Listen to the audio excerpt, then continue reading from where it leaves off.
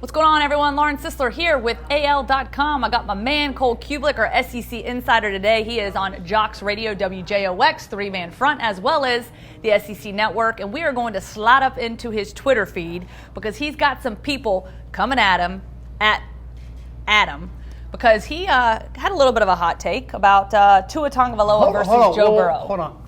How is a statistical comparison with factual information being presented a hot take? Well, some people will argue that it's a hot take. I'm not arguing that, but you just said he had a hot take. Because all I did was it's hot in that you have people going wild in your Twitter feed. Because basically you I really up don't. in there. They're all muted, so I don't see what they say. Okay, so here's what Cole wanted to enlighten us on. So if you took Tua Tagovailoa versus Joe Burrow, the question I'm going to ask you, and you can hit us with the hard 20. So Tua for one game, Joe Burrow for the entire season. That is what you said on your Twitter feed. You would take Tua for one specific matchup.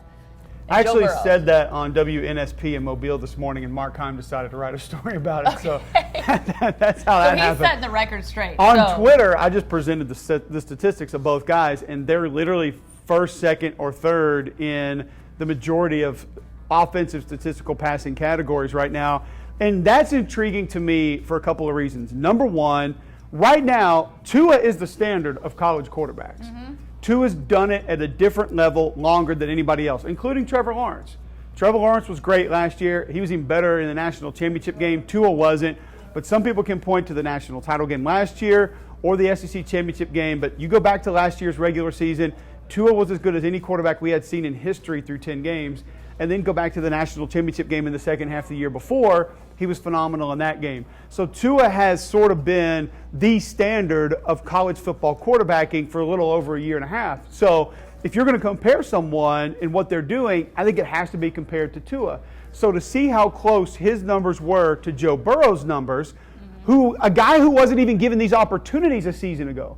And I think a lot of us thought, well, Joe Burrow's not capable of doing anything that Tua is able to do physically, from a talent perspective, from an arm talent perspective. Nobody thought that Joe Burrow could do any of the stuff that Tua is able to do.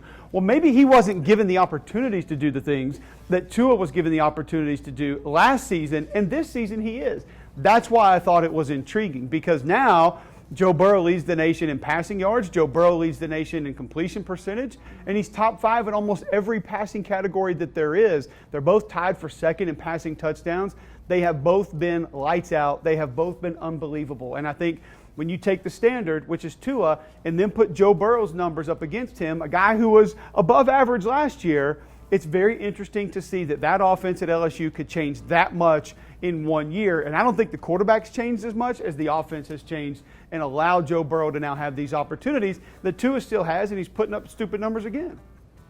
So Cole just wanted to make sure to deflect all of those haters up in his Twitter feed. If you want to say why right now, if we're starting a team, we're starting a season, I would probably take Joe Burrow for the entire year. Okay, because that's what I want an Joe explanation Burrow, for. to me, it's durability, it's physicality, it's toughness. Okay. Now, we haven't seen that show up with Tua this year because I think Sark's offense is helping him get the ball out more quickly, and I think Sark's offense is helping him distribute the football at a higher clip. I also think there's more RPOs that have been installed. He's doing a better job with those, not trying to play as much hero ball, wait, and deliver the ball down the field. He understands the timing of the offense and when the ball needs to come out. It's one of the reasons I thought that Sark offense would be so good for him, because not only does it protect him physically, but it protects his offense from making better decisions for what they're capable of doing.